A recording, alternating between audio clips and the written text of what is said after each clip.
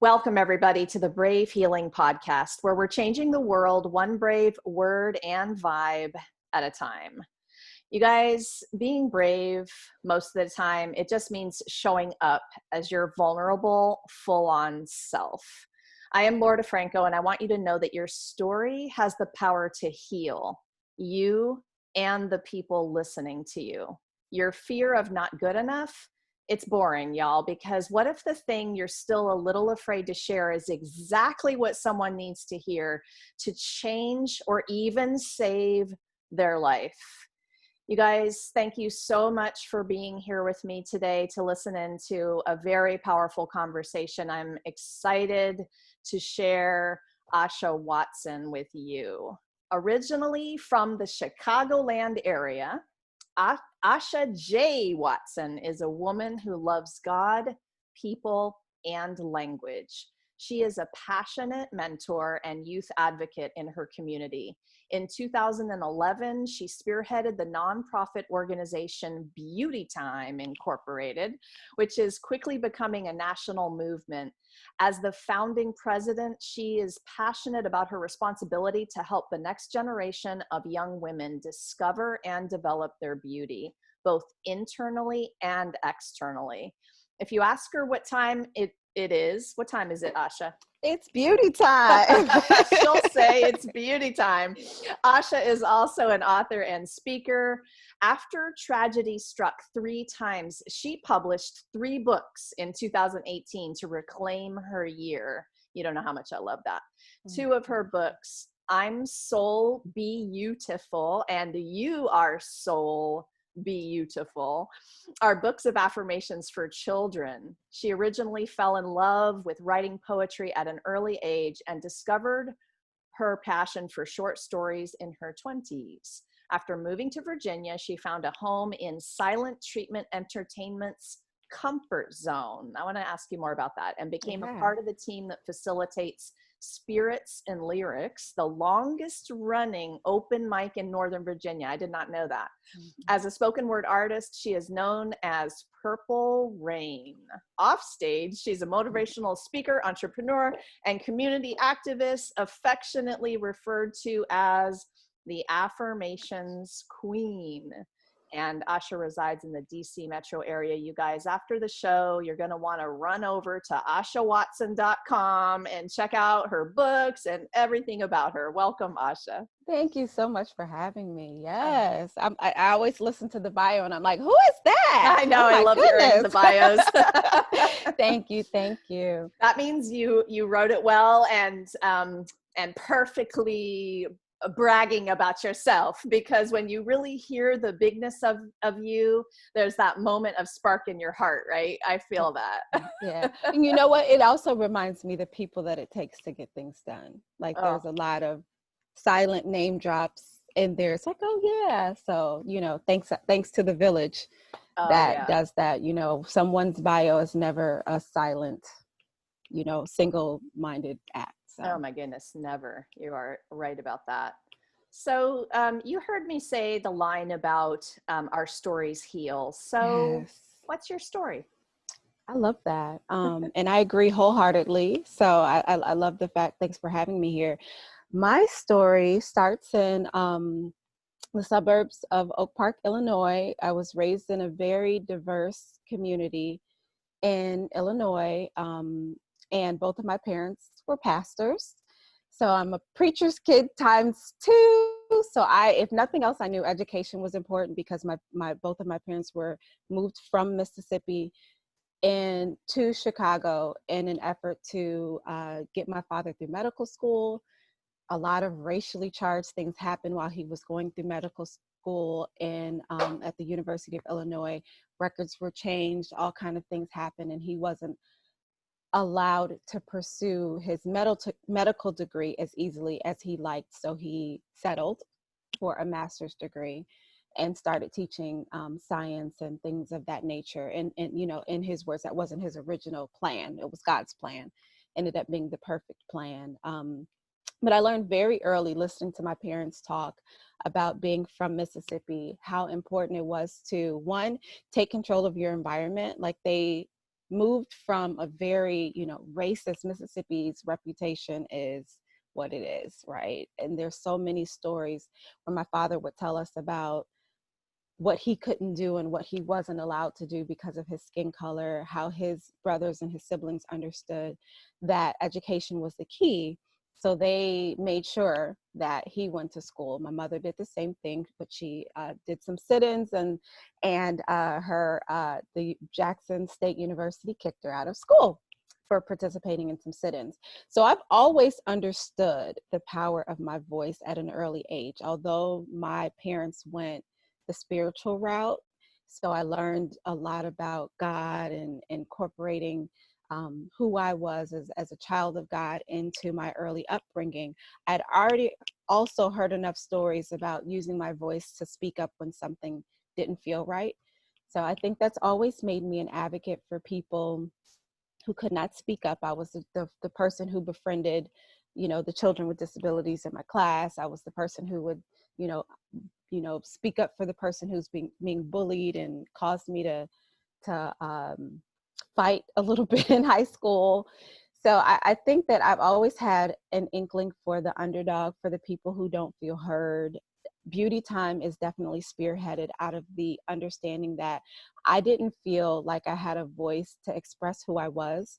Culturally, I didn't necessarily fit into my community. My parents were the 12th Black family to move into Oak Park. Oak Park is huge. So there weren't a lot of people that looked like me in school. When I went into the city, I didn't sound like my cousins. So I had to learn how to alter myself to fit into multiple environments, which actually now I see as a superpower, because I do it when it's appropriate. I do it in a way where I don't diminish who I am, but I've learned to recognize that in other people when they're doing it because they don't feel heard. And so I tend to gravitate to children. Auntie Asha is definitely a person. I'm the adult that sits in the room with the children at the parties where everybody's drinking, because I'm just more comfortable around them. I want to make sure that they're not overlooked. So Beauty Time as an organization has given me an opportunity to listen to the youth, because they're the future tomorrow. And I always tell them, when I say future of tomorrow, I mean tomorrow as in calendar day, not as in years from now. And so that they understand that they're training right now for whatever's going to happen the next day, because they're leaders now. I love it. I want to hear a little bit more about Beauty Time. So that part of what you do serves only children? So right now, interesting. That's a perfect segue. Oh my goodness. I love it. So currently Beauty Time's mission is impacting and empowering young women from adolescence to adulthood. We are in the process of working on some things where it will be women at every stage of womanhood, including childhood. Cool. So we're incorporating, because what we found is exactly that. We get a lot of people who come in and they're like, oh, I want a mentor, but I'm not perfect. Or I want to be a mentor, and they have these big stigmas about what a mentor is. I'm far from perfect. If I told you some stories about who I was in high school, a lot of people probably wouldn't trust me with their children. But I think that honestly, the conglomerate of everyone who works with us, the collaboration of the different experiences of all the women that work together, is what makes us powerful. And so what we really want to do is formally incorporate that into the program. So the girls currently have a safe space. The team of women that I work with has phenomenally built something where young women, we've actually gone national. Accidentally, I would say. It was in our plan to start looking at going national in like June or July of this year. And when COVID happened, we were in the house. This happens. We get on Zoom. We have young ladies log in from Florida, from Chicago, from South Carolina, North Carolina. And I have a very, I would say if I have a human spirit animal, it's absolutely 100% Harriet Tubman. I get goosebumps every time I say her name, because I can't imagine what it feels like to get your freedom and have the courage to go back and risk it every time, just because you know someone else needs it. And so I try to lead Beauty Time with that type of passion and that type of fearlessness, because these young ladies are facing things that we didn't, even when we were facing them, I think our parents shielded us from them differently. So it's in their face now, and somebody has to be the front line, like, okay, I'm not losing one of them. And that's how I feel about the girls. And so I run the program with that type of passion. And so I'm looking forward to adding women to the flanks, because they've been there all along. Yeah, of course. I'll just say really quickly, just recognizing the gift in COVID for some of us who are working healing messages that needed to go national, that needed to go global. And you say it kind of happened accidentally. And I was just like, yeah, I don't know if it was accidental, Oh, yeah. you know? I say, yeah, accidentally. Exactly. That's so cool to hear that happened, and it's only going to grow from there, right? So it's just, for me, it feels exciting. Yeah. So, all right. I know that culture is really important to you, and I wondered if you could talk more about that. Absolutely. So as an African American woman in America, technically speaking, I'm the daughter of, or the ancestor of prisoners of war, right? And so when you really tell the story, it was interesting. A couple of years ago, my nephew was doing homework. No, last year we were checking his homework, and they're changing the phrase to industrial servants, and it's like, no, Oh. that's not what that is. Mm-hmm. Luckily, I'm raised in a family. My mother's family, one of my cousins is a genealogist, and so he actually, this is what he does for a living. So he's traced our roots back to Ghana and Africa on my mother's side of the family.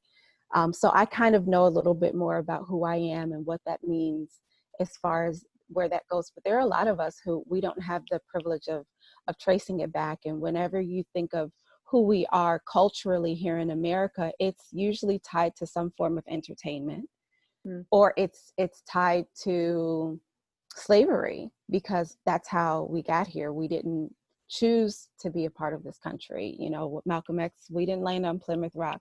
Plymouth Rock landed on us. So there's a love-hate relationship that comes with being here. I do understand the blessing of growing up in a culture that naturally says education is an opportunity. That I love being in a country where we have the ability to purchase a home and live in certain neighborhoods, but that hasn't always been the case, right? That it hasn't always been our story. And it's not that long ago. We're looking at what's happening on the news as if this is shocking. And I mean, Emmett Till was dragged behind a truck not too long ago. That was in my parents' lifetime. So we have a long way to go in understanding that there are multiple cultures within the culture. There's always the human race. So if we lead with understanding that the person next to us is a human being first, and that we all have different attributes that cause us to have a different experience in this country, then I think we'll be further along, because a lot of the times we ignore what culture means. I remember being in elementary school, and like I said, there weren't a lot of brown, let alone African American people, because even when people started coming, they were from other countries. So they were, first young man who looked anything like me was Nigerian, but he spoke another language. And I'm like, what is this? And I remember very early on thinking like, well, do I have another language in me? And so I actually have a piece that I've started that I'm trying to finish called I Want My Language Back. But I remember us doing these cultural fairs in my elementary school, which were supposed to be these big joyous occasions where, you know, you come in and you cook something and you make something. And one of my friends made, you know, Irish potatoes, and my other friend is from Sweden and she makes something. My other friend's from Japan, Korea. So it was a beautiful thing to grow up in a multicultural community. But when you think about what I was bringing, it's like, okay, well, maybe my mom was like, okay, well, maybe we can make collard greens. Maybe we can make, you know, and it doesn't feel, although I understand the gravity of it now, I didn't understand the gravity of it. It didn't have the same appeal. I didn't have a costume. I didn't have an attire to wear. I didn't even know what the red, black, and green at the time. So there's no anchoring in what the culture feels other than us saying hip hop, jazz, anything that has to do with us entertaining is definitely a part of our culture, but a lot of that is missing. And so when we're looking at what's happening on the news with people, and it's like, well, they don't even appreciate their own property, and they don't appreciate this, and they. Well, where's the anchoring, right? It's different when it's your mosque and you know the history of it, and the windows are imported from something, or this is my great grandmother's urn from wherever, and it came overseas with her when she made the passage here. We don't have that. So there's a lostness that sometimes comes in our culture, because even a lot of people argue about whether they're Black or African American. We were Negro for a while, and we were a lot of other things. But even who we call ourselves, there's really no one term, because we're really a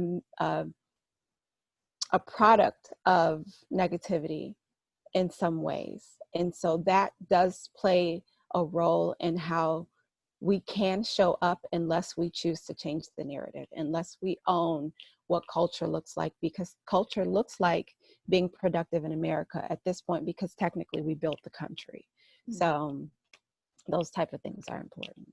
We were doing a exercise the other day in a writing class, and the question, who am I, came up, and you're making me think of that. And it's a hard question for everybody, no matter who you are, because who we are at our essence is so much bigger than what we see and what we hear. But you're making me think about that. It feels easier to answer that question when there are those roots you're talking about, and you've got some place that feels very sort of grounded to start from. And so when you don't have that, then, you know, you want to know what it feels like to be truly lost in terms of that question. That would be, you know, something that adds to that problem. Absolutely. Anything else about that you're thinking? Yeah. And I spent the early years of my childhood trying to figure that out, because my community changed so rapidly around me. And because grew up in Oak Park, and I had the privilege of getting an education seamlessly along with my peers until I got in high school. And I was in mostly honors classes because I was keeping up with my peers. A phenomenal educational system in the community. But I remember in middle school as well as high school, there always being a question about whether or not I could succeed at a certain level, although my grades were straight A's. I remember walking into classrooms and teachers asking me, "Oh, let me see your schedule. I think you're looking for 410." And it's like, "No, I'm in your class." And one teacher, I had him 2 years in a row, and he did the same thing at the beginning of the school year. And those type of microaggressions, they add up. They add up in moments where I, remember my teachers lovingly and not knowingly, naturally just reaching for my hair. And it's interesting because I know I've been outside and I've watched people, very few people just walk up to someone's dog and pet it. You're gonna at least look and say, can I touch the dog? But even the feeling of, oh my God, it's so fluffy and cute. So when people just naturally, especially, especially when I do this one, you get the pulls. And a lot of people, I'm open enough to have the conversation with people about why that's not okay with everyone. Like, I can understand, I keep my hands in my hair, I get it. But even understanding, like, feeling like you're always on display as a brown woman, as a brown person, is exhausting. And so sometimes it's not always expressed in the right way. So I definitely think that that's something that, because of my education, because of where I grew up, and because of working in corporate America for so long, I've kind of learned how to navigate that conversation. And I can choose when I want to be a little spicy with it. But I try to make sure not to reinforce any stereotypes that are seen on television, because I also understand how damaging that is in itself.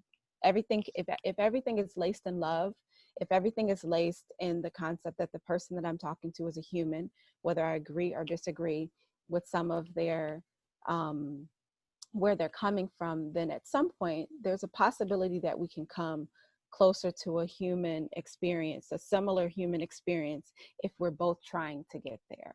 And sometimes you have to help the other person a little bit more. If you're the person, I know I'm naturally a healer, so I haven't always known that. And so I've always had a warrior type of spirit, and not understanding that warriors are also a form of healing as well.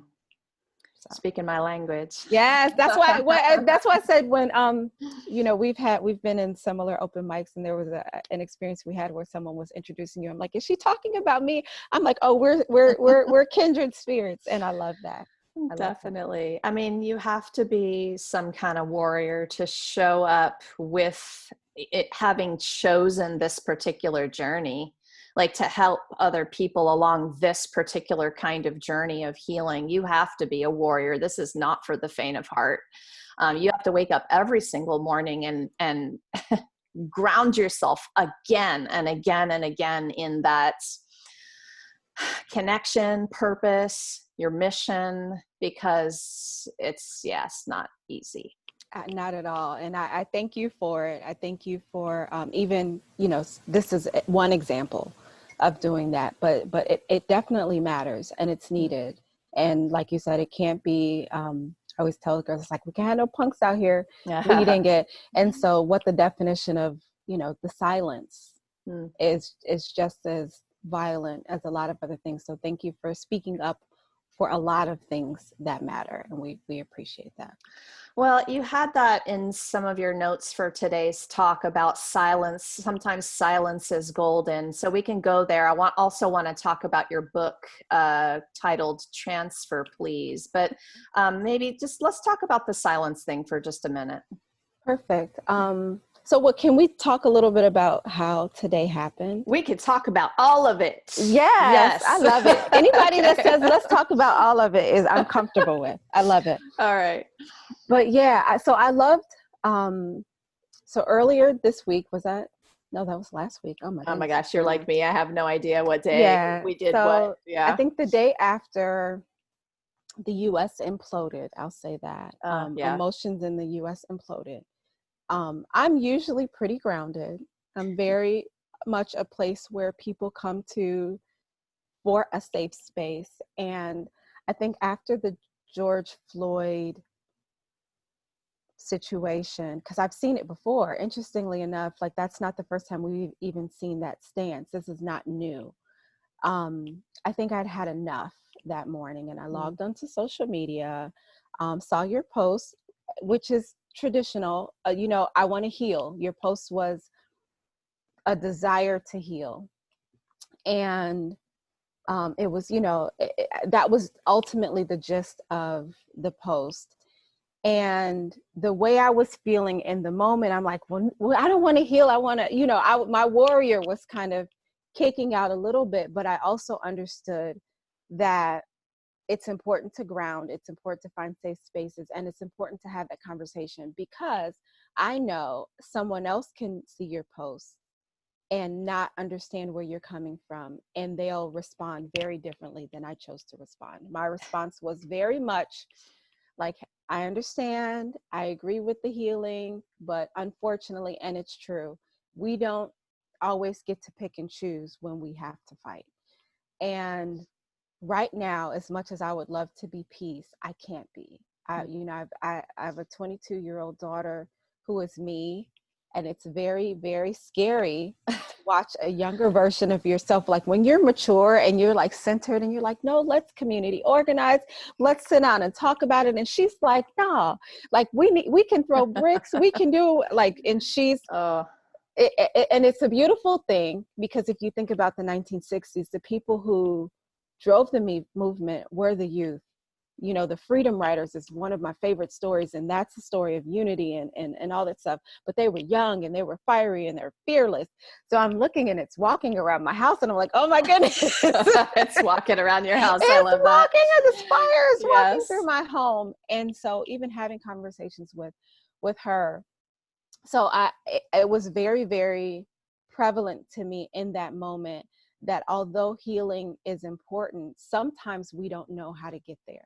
And the way I was feeling in the moment, I think the response on the post was, maybe this is a time for other people to tell us how to heal, because I'm exhausted. I'd literally had an argument that night. I think that the night everything happened, my son wanted to walk to the store, as he does every night. My son is 6 foot tall, 200 and something pounds. Sadly enough, after the Mike Brown incident happened, where the young man came out of the grocery store and he was shot and left in the street, Mike Brown's TV showed up. Mike Brown's image showed up on the camera screen at my job, and my coworker looks at me and said, "Oh, he kind of looks like your son," without knowing the story. And the truth of the matter is, they actually could be mistaken for each other. I immediately lost it, went into the break room, and it's like, that's the truth. So to bring that moment present, I was feeling that moment. I was feeling the severity of how much he looks like a Mike Brown, how much he looks like a George Floyd, how Trayvon had a hoodie. So has on a hoodie, Black boy in Manassas, wants to walk to the store at 10 o'clock at night, as he does every night, because he has to get out of the house with 2 women. And we're arguing over his hoodie. We argue over his hoodie every time he gets behind the driver's seat. And I'm like, why would you drive with a hoodie on? And he's like, it's not about the hoodie. I can't take my skin off. Like that type of conversation. And so there's a pain that comes with that, because as a parent, when you just don't know what to do, some messages just aren't, like, at that moment I was like, I can't even receive it. I don't even know what to say. I have no positive words, but I just know I'm not feeling this right now. And so we were able to have a dialogue and an open exchange that brought us to this moment. So, thank you for that. But I think that those type of things need to happen more often. We need to create more moments where we're validating people's feelings. We're validating the hurt. We're validating the anger. Not without feeding into it, without silencing people. Sometimes when I talk about the silence, it's the Dr. King says, sometimes in an effort, you may not. What is it? The silence of your friends may out overpower the loudness of your enemies, something to that extent. And how important it is for people who get it to say something, because I may not be heard right now. I can advocate for my son on some levels, but if Laura or someone else who cares picks up the phone, that may be a little bit more disarming. That may move the story forward. That may give someone else a voice. And I think in that response, you said something like, I'll hold the space for you. And I think that's definitely what needs to happen. So as opposed to people being afraid to address the topic, we need to make sure that if there is silence, it's intentional. If there's a post, like, I've seen on a post, one of my friends posts her feelings, and one of her non-Black friends comments about how her feelings aren't her feelings. Those things aren't helpful, because that's not saving a space. That's not creating a conversation. You know what I'm saying? That's trying to change the narrative in a negative way. That's silencing someone. Yes. But acknowledging how someone feels. I understand how these children feel and how people feel rioting and being angry, and even some of the looting, which I have my own perspective on that. But I think it needs to be validated, and it needs to be talked about. And if there's silence, it needs to be intentional silence, because adding something doesn't help the conversation, but not silence to the point where I'm afraid to brace this. I don't want to risk my family. I don't want my friends to think I'm extreme. I know that Black Lives Matter, but I don't want to say that because it sounds like something else. Saying Black Lives Matter does not mean other people don't matter. That just means that's me walking outside and saying, my house is on fire. And if your house is on fire, not on fire, saying, well, all houses are not on fire, it's not helpful. Get a bucket and help me put my fire out. And that's where we are now. That's what Black Lives Matter is. That's what the movement is about. That's what's needed. It's the, okay, well, how can I help? And I loved that you even said that in your post, because that's what moves it forward. That's what creates change. I like the way that you talk. I just read a post, maybe it was your post, about the houses being on fire, because that put that piece of it into perspective. And man, am I with you in terms of, we don't want to scare people into silence here. It's better to have a conversation. If I'm afraid to say something, then that is a problem. Yeah. And it doesn't matter who I am. Any one of us, if we're scared into that silence, then okay, then what? Then there's no healthy movement. There's no healthy awareness. There's no healthy conversation between souls, right? So man, I'm feeling that right now. Thank you for that.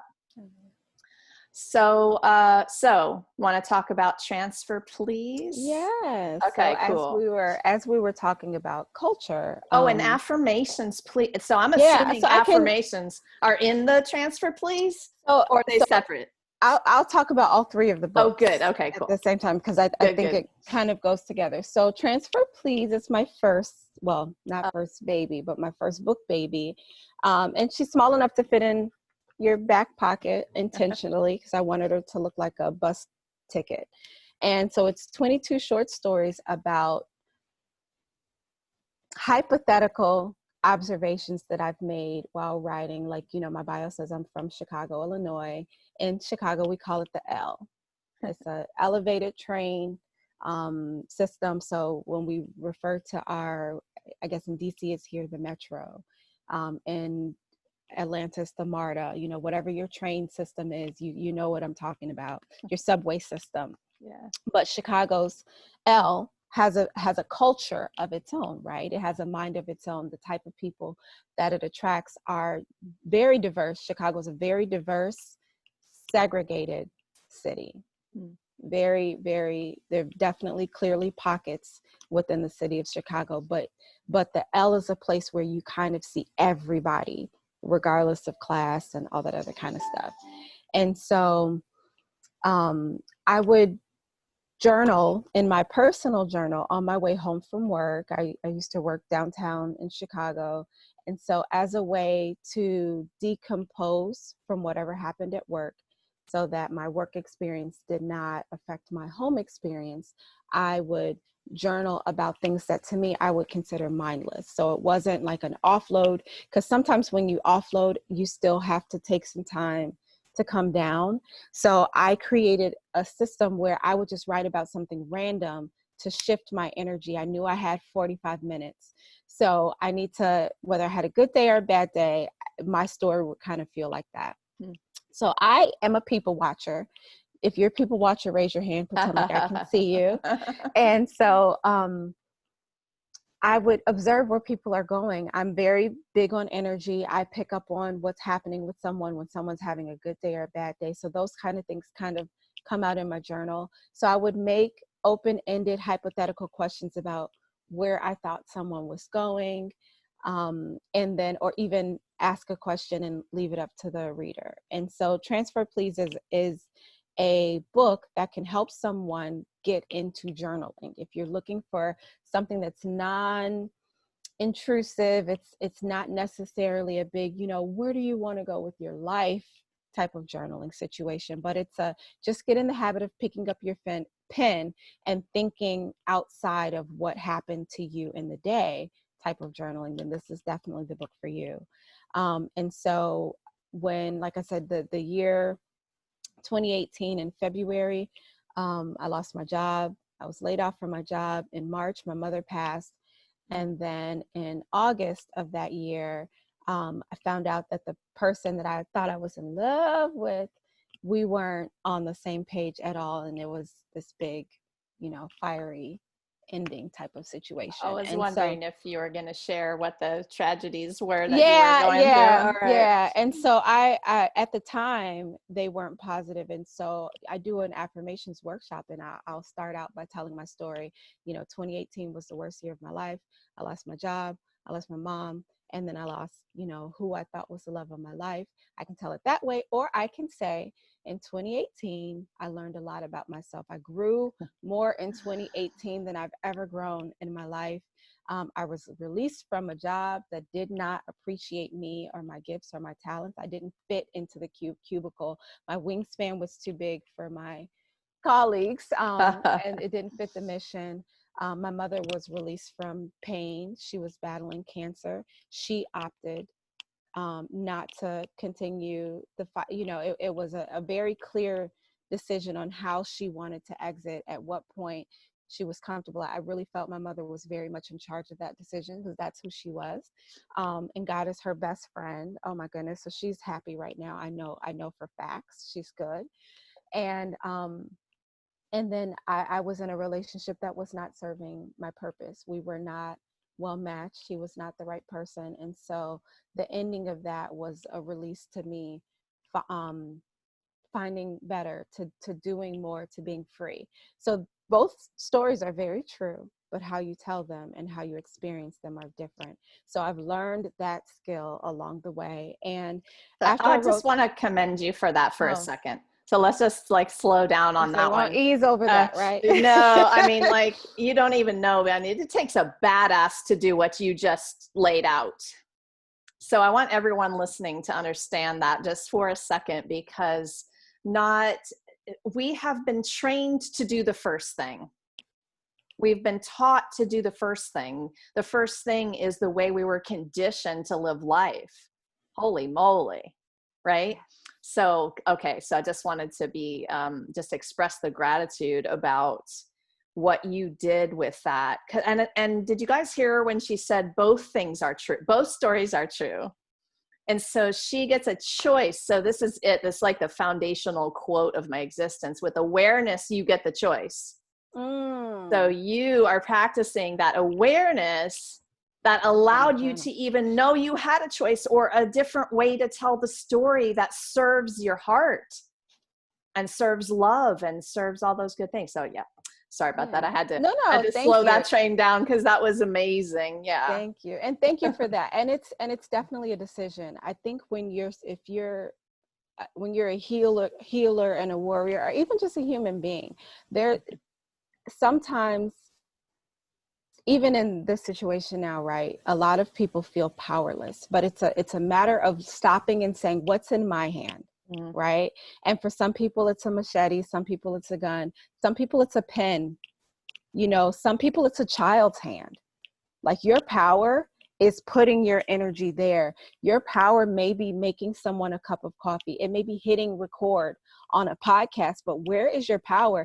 And some of those statements are just as, it's just as powerful as the other. And when they all come together, they create something beautiful. And so I really had to look at that, because I felt very powerless. And I don't like feeling powerless. I don't care how small I am. Physically, I'm very petite. But it's funny, because a lot of people are like, you're in it, how tall are you? When people guess my height, they typically guess taller than I am. But I think that has something to do with, I understand that I'm standing on my ancestors' shoulders. So when I walk into a space, it's like, who am I scared of? What am I afraid of? There's a phrase, who the teenagers say, who's gonna check me, boo? Nobody, because I know, first, I'm a child of God. Then I know my roots, and not necessarily all the way back to whatever, but I know enough to know my ancestors survived enough for me to be here. So I can be proud of that. And then to know, what I'm doing with my life, I can be proud of that. So those type of things, I like to make sure that shows up. And so when I wrote Transfer Please, I got in trouble with my nieces and nephews, because, like I said, I'm the adult that intentionally sits at the kiddie table So two of my nieces sat at my book signing and they saw the dedications. Their mother's name was in there, and they flipped through the book and they're like, our name is not in here. Uh, Like, no. And then two of my nephews in Atlanta, they called me, Auntie Asha, there's no pictures in this book. No. Okay. I mean, we're in what did one of my nephews say? We're really proud of you, but I'm actually surprised that you wrote a book for adults. And I said, really? They were like, yeah. And so I let that sit. Mm-hmm. And I said, well, I'm going to write you guys one, and your book is going to be better than the adult book. So Nice. after spending the summer with my two nephews at the time, I think they were 13 and 9. After my mother passed, I decided my sister just needed a break. She had already had a long year. And so I was like, well, just pack their stuff. They can come with me and I'll bring them back to Chicago when I'm ready to bring them back. And they stayed with me for quite a while, because at the time I didn't have a job, which was a blessing. And so they spent the summer with me, and I found that one of my nephews has ADHD, and he actually battled and beat cancer at 9 years old.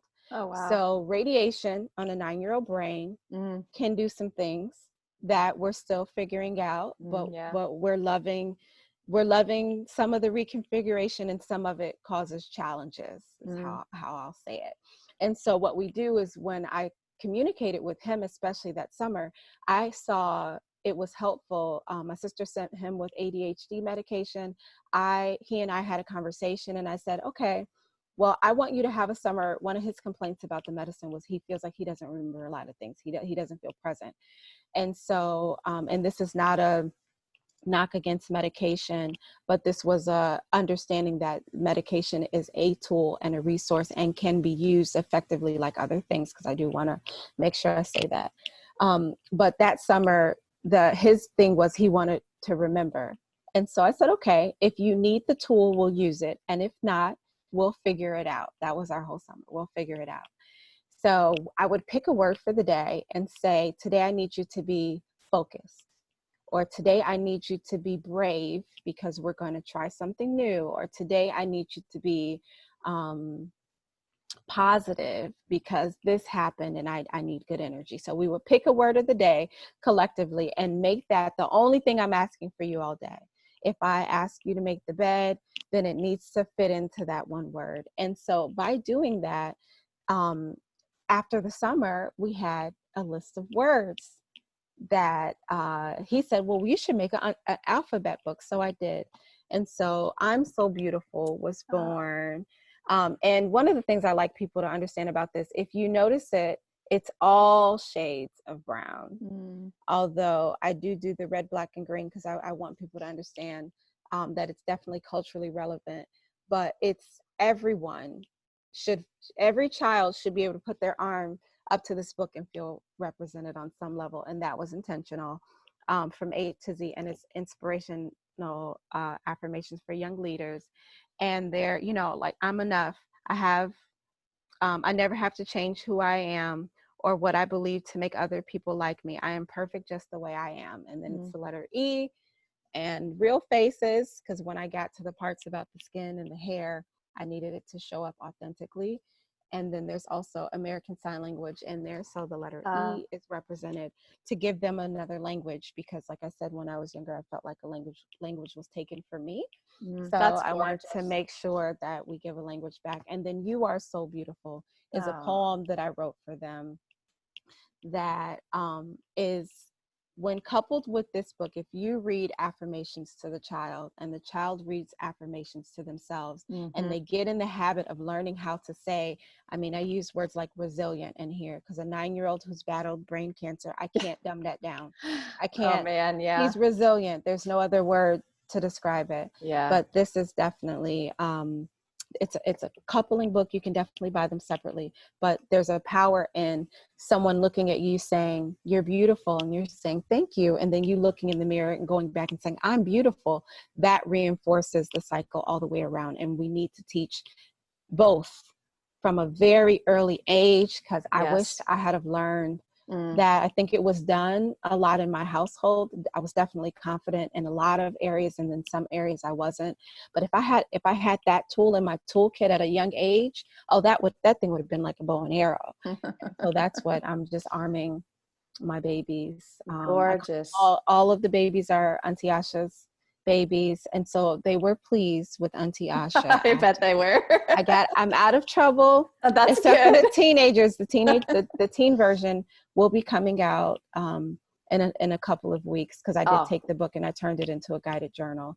So I'll be out of the woodworks with the teenagers pretty soon too. But fantastic. You guys, I want you to remember, so I'm assuming they can get all of these at ashawatson.com. Absolutely. So I'm going to link you guys up in the show notes, so no worries about that. And of course, all of Asha's social is going to be on there. You can find all of that good stuff. What beautiful books. Thank you for those. Thank you. Amazing. Anything else? Do you have any programs going on that go along with those types of things? Tell us a little bit about that. Yes. So I do a guided writing challenge with Transfer Please that helps people kind of, walk through the journaling process. And it's really neat. I've done it a lot, especially in corporate America, because I know one of the things we were talking about is cultural bias. And I intentionally did not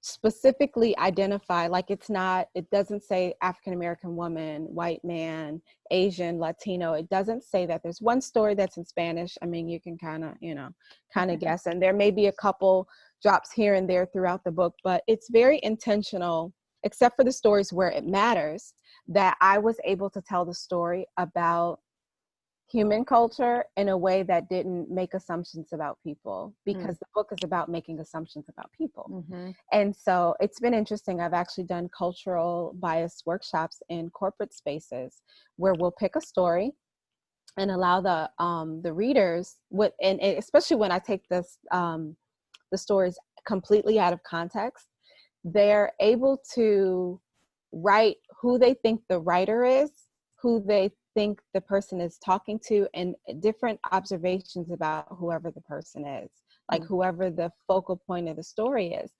And we'll get in space and it's like, no, that's a man, because men notice, the writer is a man because only men notice things like that. And no, that's an African-American woman, or no, she's Arabic, or so it's interesting. And so when we talk about where these assumptions come from, there are no pictures in this book. So if you're painting a picture of people and who they are and where they're going and whether they're poor or they're wealthy, if they're stuck up, if she's nice, if she's mean, if you like this person or you don't like this person, you're really making an assumption off of a 2-minute snippet of this person's life. We do this all the time. And that shows up in job interviews. It shows up in work. It shows up in when you're talking to someone across the counter. It shows up when who answers the phone for customer service. We automatically make assumptions about people, and we have to be careful about how that shows up in our life. So I am very intentional. I worked in my corporate job, or my career was diversity and inclusion. So I'm very aware of what that looks like. I used to teach workshops and do things around that corporately. So when I wrote the book, I kind of incorporated some of those. So I do have, a challenge that goes along with Transfer Please. I'm working on a full curriculum to go with You Are So Beautiful, because people have been asking me for flashcards and work. I do have a poster, the poster behind me, if you'd like to download it. I did send the link out. I'll make sure you have that so that people can download a free copy of the list of words, just to kind of get something. And this allows a child to, or adult, some adults have told me, I put it up in my office to pick a word of the day, to just kind of say, okay, this is the direction that I want my day to go in. But I am working on a summer challenge, especially for this summer, where we're pouring positivity into the children, especially in light of everything that they've seen. If they have a power over how they show up, even if it's in your house, even if you can't go anywhere, even if it's with your mask on, you have a power. Everyone has a power to show up how they are supposed to show up every day. And we have a responsibility to the people whose lives may depend on us, the people whose lives we may affect in the future, for us to make sure that that's a positive interaction as well. Yeah, you're talking about thinking about our children, which immediately will shift your energy and shift your focus if you if you manage to remind yourself to do that. It's a very powerful. I have one of those young women fire walking around my house too. She's only 17 right now, Oh, but yeah. you know. Oh yeah. Oh, 17 is all fire, all fun. Oh, yeah. Send her my way. She's a perfect age for beauty time. So send her my way. She's definitely welcome. Oh, yes. Awesome. But you know, that's just like your point is whenever I remind myself to think about her, like you get out of my other headspace and just think about her, everything will change in an instant. It's a very powerful tool of awareness. So I know that's your message too. Think about the, you know, your children, think about the children of the world. Because they're all are. And I that's why I love the Auntie Asha movement, because the concept really is, once I interact with the child, and actually I have a parenting group on Facebook called Auntie Asha's Village. Oh, cool. So if there are parents who are looking for resources and different things, a place to vent. It started as a way for me to vent about what wasn't happening and what I wasn't happy about, and being frustrated with things that were happening with my children or the upbringing of my children. Teacher made me mad, their dad made me mad. I was posting it in a private group with like 10 of my friends. And then after, I think I've had their village for like 7 years. I was ahead of the time, knowing that groups was a thing. Yeah. And started seeing people post things, and I'm like, oh no, don't post that on your Facebook page. Come in here. So I started like kind of dragging people in the village. My friends started dragging people in the village. Look up, and I think we're at 500 members now. And I'm like, oh, holy moly, I need to be accountable for this. And so it has become a safe place for information. I'm definitely plan to have some conversations about what's going on and how to talk to our children and how to safeguard our children. Do a lot of collaborating with community leaders to educate parents on how to show up and how to know, we had a parent ask, what's too young to talk about race, especially with a non-Black child. And it's kind of like, well, we don't necessarily have the answers either, but let's talk about it. Because even bringing it up to our children, you kind of, the first time I remember Zion ever had an interaction about her skin, someone was like, I don't like Black people. And my daughter at 4, in all of her wisdom, looks up and was like, you don't know all Black people. And I was like, oh my gosh, that's brilliant. At 4, that's the perfect answer. Like, how? Yes. She's like, how? You don't know all Black people. She was like, you're right. And then they like go off and play. And so it's, that completely changes the narrative, but she's been taught me something different. So yeah, we can definitely, the village is a safe space. Okay. So Auntie Asha's Village on Facebook. Yeah, okay. I'll hook you guys up in the show notes too there, with I'm assuming that's your free group. Yes. Awesome. And then you had just one other note. I want to make sure that I'm getting the links right for everybody. So ashawatson.com, but also you have a particular link for the books. Oh yeah. So AGW. Yeah. AJW books is also the website for my books, directly. It's like a landing page, but if you want to learn more about me and everything else, ashawatson.com. Okay. I'll put it all on there so that they can click away. Is there anything you want to, I want you to do a poem to wrap up the show, but I just wanted to ask you the question before we do that, because poetry turns me on and I can't help myself. Me too. What's the message though, before we do that you just want to leave the listeners with? Yeah, thank you. Oh goodness, there's so many, but I would definitely say, well, the first message is absolutely there's power in your story. And whatever that means in the moment, one of the affirmations in the book for children is I have a voice. Maybe I'll make that it. Let's see what I said here. So it's V. This is the letter V, and it says, I have a voice.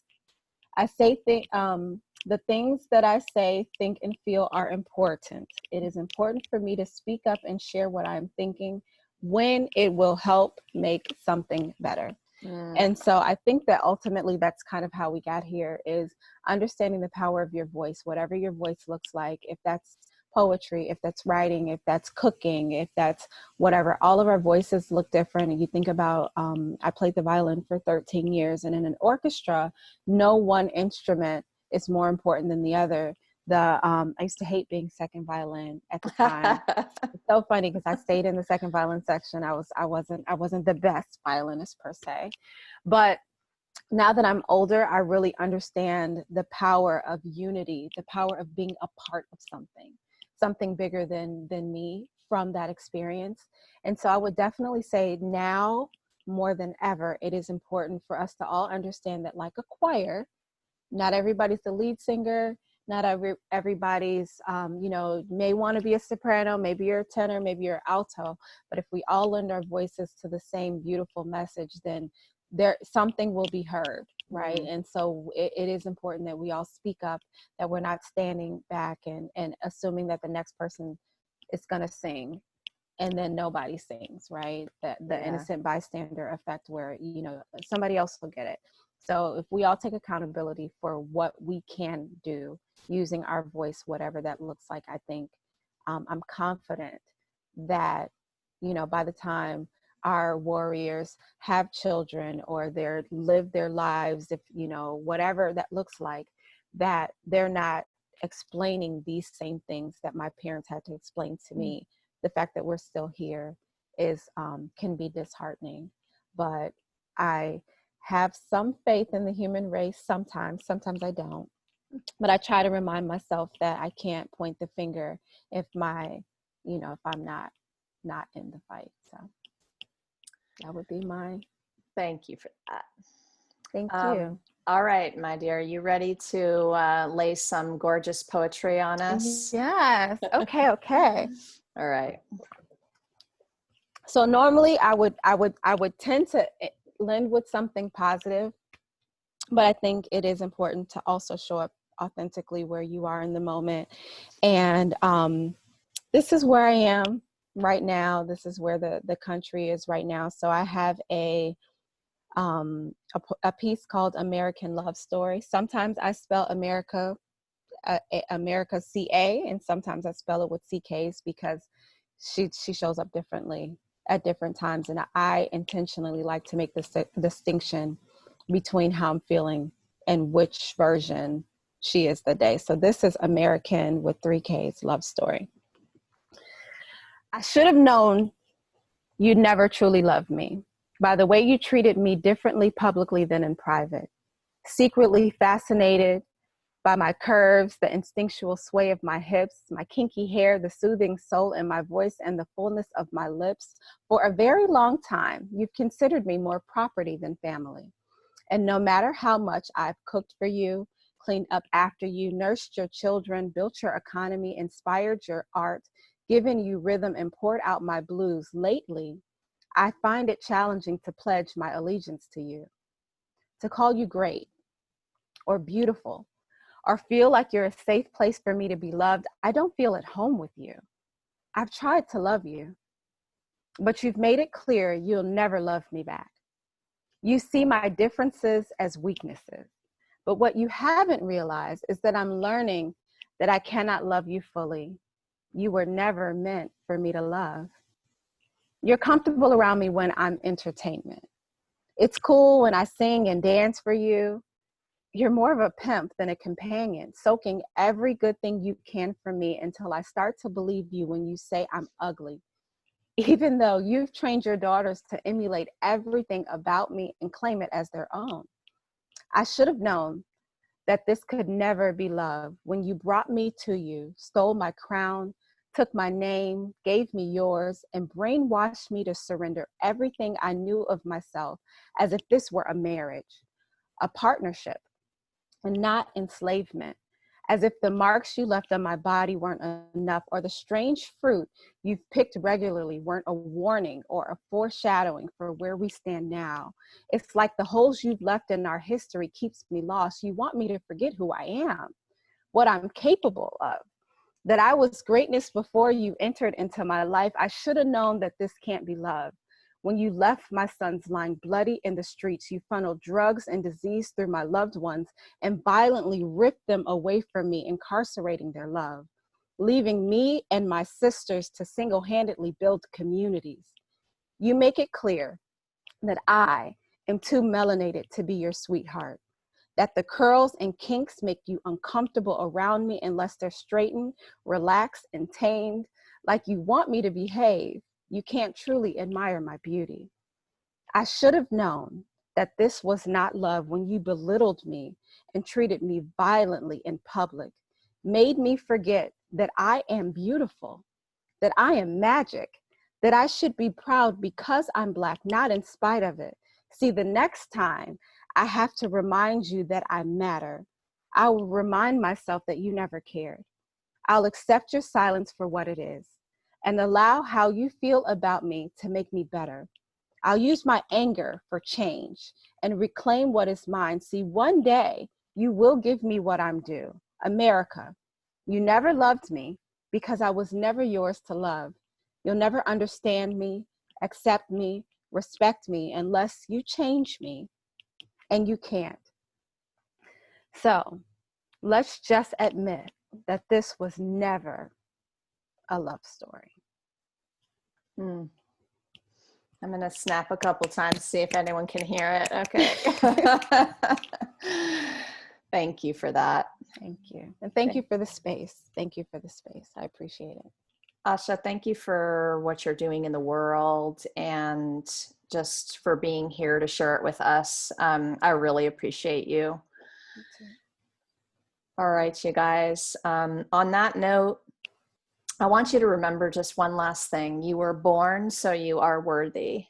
Your message matters. What if the thing you're still a little afraid to share is exactly what someone needs to hear to change or even save their life? It's time to be brave. See you next time, you guys.